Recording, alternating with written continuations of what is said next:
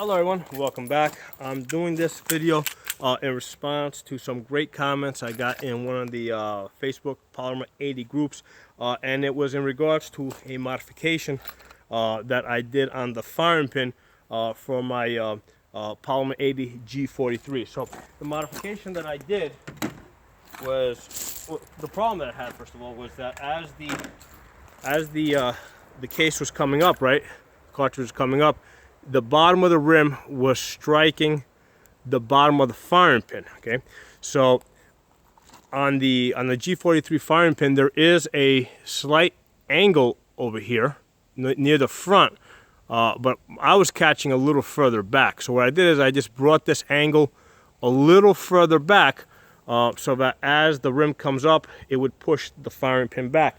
Now the comment that I was getting from some people is that it shouldn't depend on that. The cruciform or the sear should be pulling the lug back and extracting the firing pin at the firing pin hole. Issue with that is at the point. Yeah, put this in there. Okay. At the point that the case comes up and it crosses that firing pin hole, okay, the slide has not gone forward far enough for the sear to pull back that firing pin lug. So I'm moving this forward slowly and a little bit more. Here you go, right there. So right now I'm at the point where that case, right, is crossing. It's right at the beginning of the firing pin hole. We turn this upside down. And at that point, you can see your firing pin lug back here.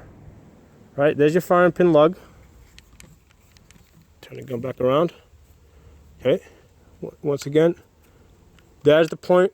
Oh, went too far. There's the point where it's crossing, it's about to cross the firing pin hole. Try to get the light right here. All right, there's your firing pin hole.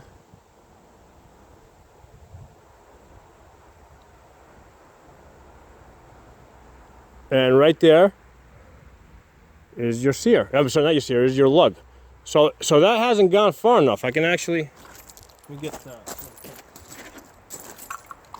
so again, here you go, I got it in good position now. So there's your firing pin hole right there. Right, that's right at the beginning, right there is your firing pin hole.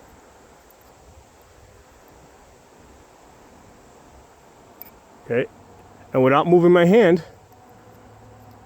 there's your firing pin lug, and you can see it if I pull on it, this moves a little bit because it doesn't have the pressure of the sear on it yet. It hasn't fully engaged.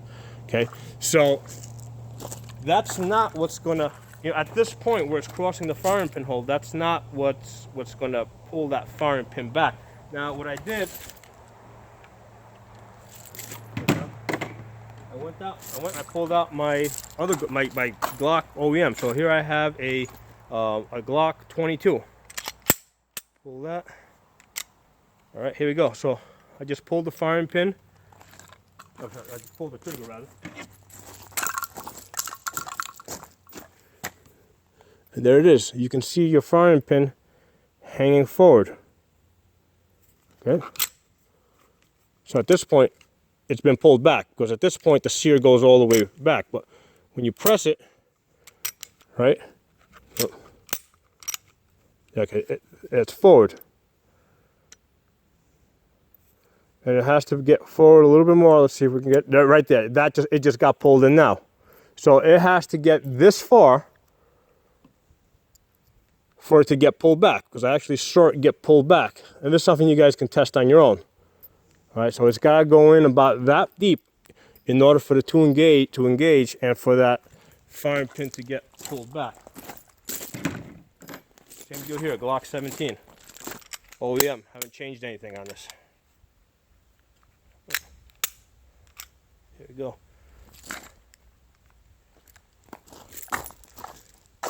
You can see firing pins hanging forward.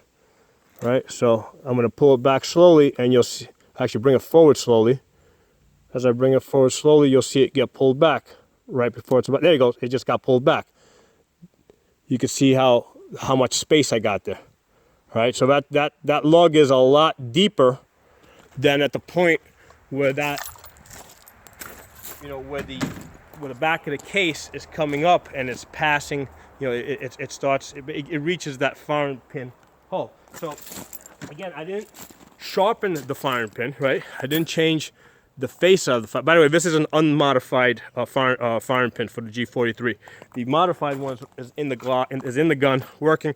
This is the one I showed in the video that was jamming up the gun as it was coming up and hitting right underneath here. So you don't change the front, you just cut the bottom a little bit just to bring it at a, you know, because there's already an angle there. You just gotta give it a little bit more of an angle so that as the case comes up, it pushes the firing pin back and out of the way. So I look forward to getting, hearing some more comments. And like I said, I'm not an expert. I mean, I built my first Polymer 80, I think, last summer. So I've only been building Polymer 80s for about a year. So I don't think anybody's an expert in this. I think it's a learning process. Now, a lot of times, the question sometimes might be, is this firing pin factory Glock? Is it Glock OEM? I don't know. From what I hear, it's really hard to get Glock OEM parts. So even when you see stuff being listed online as Glock OEM, is it really Glock OEM? I don't know. I mean, I think unless you're getting it straight from Glock, right? That's the only way you could be sure that it's a Glock OEM. So basically, most of us, we got to work with whatever we get. So this is a fairly minor fix. That gun works. Anyway, by all means, post some comments. Love to hear from you guys. If you're not a member of my channel, subscribe. Talk to you guys soon.